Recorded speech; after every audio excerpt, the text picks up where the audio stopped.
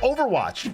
Bro, did you guys see that Overwatch canceled their PvE? Like the whole story? Bro, this is embarrassing. This is embarrassing for Blizzard. That was the entire selling point. That's why they said they needed to get this game out. They essentially just relaunched Overwatch and they didn't add anything. It's fucking ridiculous. I kind of think they were lying about it. That's what it almost feels like. It feels like they had nothing. I mean, in all the previews, they made it sound like PvE was the big fucking draw. It was gonna have a story mode you could play with your friends. This is how I saw it, okay? So it's like, okay, you got Overwatch 1. Everyone loves it at launch. It's amazing. Everyone's playing it.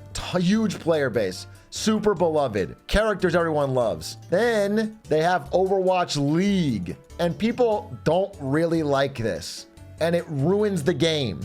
It very quickly turns the game from like the fun game when you play with friends to like people trying to grind it for some kind of esports success, which isn't fun to watch. Nobody wants to watch this. And so the game becomes filtering out of casuals. And then the meta gets really lame. And so the game's about to die. I mean, massive fall off. The only reason they make any money off this is because they fucking trick Twitch. This is my Twitch logo.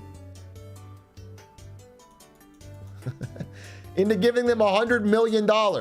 Okay, that's it. Okay, that's the only reason this thing fucking works for any amount of time. Eventually, the viewership goes down to like fucking 0, and all the teams just tell Blizzard, hey, we're not paying. Because all the teams owe Blizzard money for the team slots, which cost millions. They were paying it over time. And they just say, hey, we're not paying. And all the teams cut their staff to 0 and just basically field like 6 random players. It's complete disaster. So they shut it down around COVID. And that's when Blizzard has a plan. We'll get them all back with Overwatch 2. And we're just going to fix all the problems. Not only are we going to make the game more balanced for Overwatch League, but we're going to have this awesome PvE mode that makes it so casuals can play with their friends. It's amazing. But then they rush it out the fucking door because Overwatch is so bad. Overwatch 1 is tanked so hard. They need a win now. So they rush this out the door. It doesn't really do shit.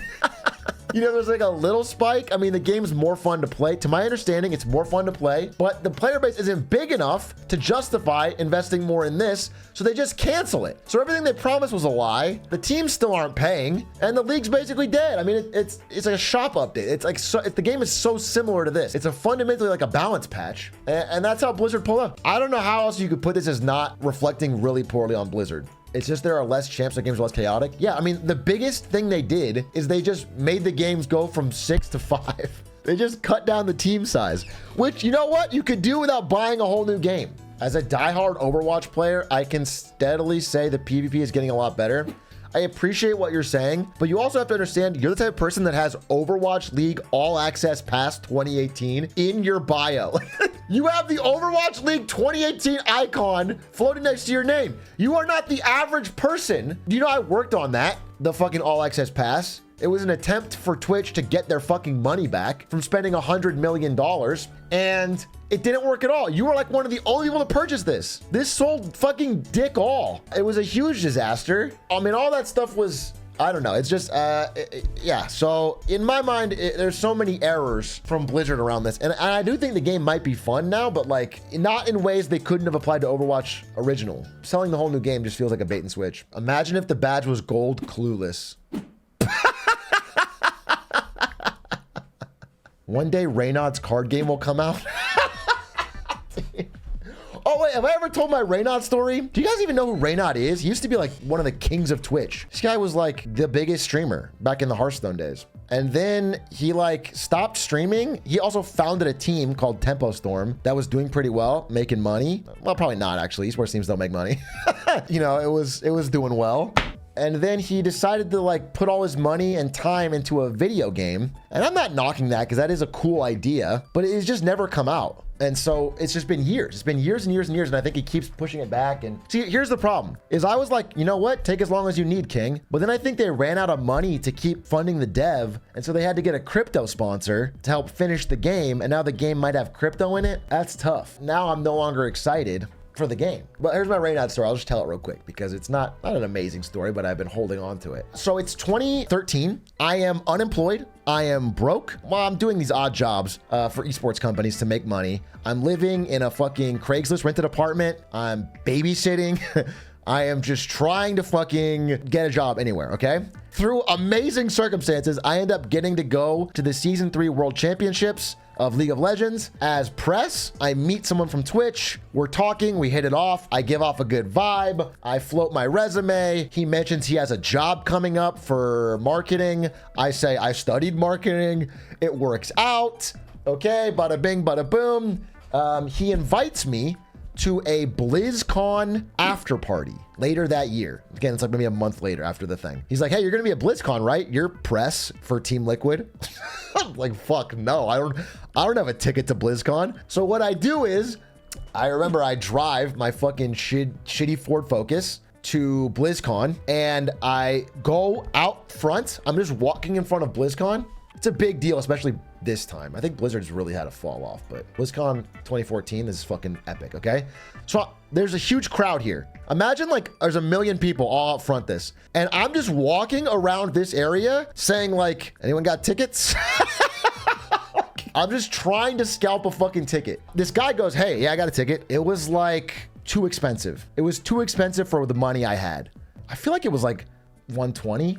Something like that he was trying to offer me. So I was like, hey, look, I don't want any of the cosmetics. I don't want any of, because it came with like free, you could get like a pet in WoW. Like, I can't afford any of that. I was like, bro, you can have all the cosmetics. I don't want anything. I just need a day pass to get in. I'll even give it back to you at the end of the day. You could have my number. And he's like, I don't know. And I'm like, bro, I gotta do it for 60. He ends up agreeing, all right? He ends up being like, fine, whatever. So we walk to the ATM together and I pull out the money. It's like the last 60 I have in my fucking account. I give him the 60 and he gives me the badge, and the badge says like Grant Douglas on it or something.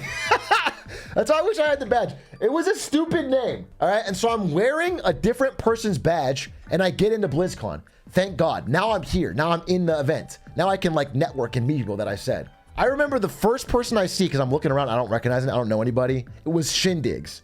This is before I worked at Twitch, before I knew him. Shindigs, the streamer I've rated sometimes, he was just a dude that I knew from other things. He's like, hey, bro, let's go watch games together or whatever. So Shindigs was super nice to me. I really appreciate that. Gave me someone to hang out with during the day, so I wasn't just lonely walking around this con by myself. Shindigs is the GOAT. Really, fuck, I'll never forgot that, even though he probably doesn't remember this. And then I see the guy I was here to meet, which is my future boss at Twitch. And I'm like trying to cover up my badge name. Like, I remembered every time I ran into him, I would turn my badge around to the back so it didn't show the fake name. So it would seem like I just had a badge normally and wasn't like scalping.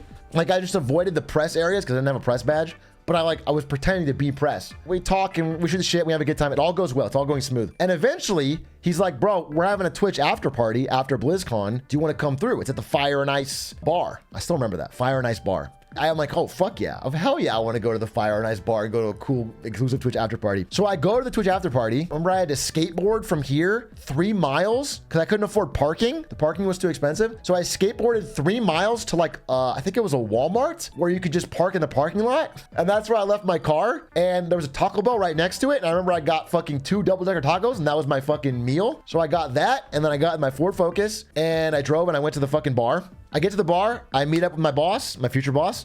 He's showing me around, introduced me to people. It's fucking going great. I'm like, yes, this is fucking crushing. He's like, all right, man, I got to talk to other people. Like, you know, say hi. Because I don't want to be a clinger. I don't want to be like glomming onto this guy the whole party. He introduces me offhandedly to a guy named Fatality, who Zoomers don't fucking know. And even I shouldn't have known at the time, but is the original pro gamer. He's the first. He's the OG, like the first guy to ever do it. He won like Quake and shit and then made a bunch of money selling Fatality branded nice headsets and fucking motherboards. Like, this is how he made money. He made a fuck ton of money off this. Anyway, I met Fatality at this party and he ends up being literally the nicest dude in the world because I am fucking nobody. I have, 240 Twitter followers. I got no real job. And he's like, bro, let me get you a drink. And he's talking and he's like asking me about my fucking shit. And he's like, oh, you ready for Team Liquid? That's fucking cool. Esports journalism is sick. It's like, no, it's not. But he's saying it is. He's gassing me up. He's making me feel good. He waits in this long ass line with me. We get a drink. Fatality is fucking amazing. Anyway, now we get to the story. Sorry for all the buildup, but that's like how I got here. And we're in this long line to get drinks at the Twitch party. In front of me in line I see Reynad, who at the time is like, this is BlizzCon. After Hearthstone released, Twitch is just blowing up. He's a big deal. Like, he's crushing it. He's one of the biggest on Twitch. He's doing a job. I think he was on stage for Hearthstone or whatever. He doesn't know me. I just know of him from the stuff. I think I would tell this story differently now, but I'm telling it like I've told it when I was a young man, okay? When I was a 21-year-old dude. I see Reynad, and he is with one of the most beautiful people I've ever seen in my life. One of the people with like a 10 out of 10, you know, a really attractive woman. He's like a model. Reynad is talking with a model in line at this drink thing, okay? I see Reynad say something funny. They both laugh. He like taps her on the shoulder, and then they just leave. They leave the party together. And I'm like, damn, Reynad's got game like that? And I'm very impressed. Like, I'm like, whoa, you know, because I'm super degen league grinder, write about esports articles. I'm just like, damn, this guy's a gamer and he's like fucking making moves at a party like this. I get my drink. I'm hanging out with Fatality. I'm talking. It's probably like an hour later in the party, maybe an hour and a half. I see Reynad come back into the party, go to a different girl. Also extremely attractive. Again, he returns to the party, goes to a different girl. He's talking to her, extremely attractive, does the same move. All I'm saying, I saw him do the same. He tells some kind of joke. They both laugh. He taps her on the shoulder and they leave. And I saw him do it twice.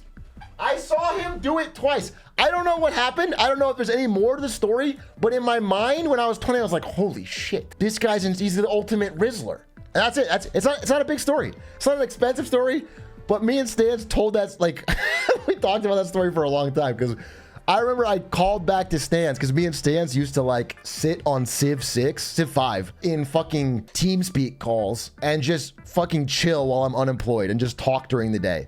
And I told him this story and we would just laugh about it. I don't know what the joke was. I don't know what his unspoken riz was, but I did see Reynad, to my knowledge, pick up 10 out of 10 women in the same party on the same night with apparently the same joke. Anyway, that's the rant story. That's what happened back then.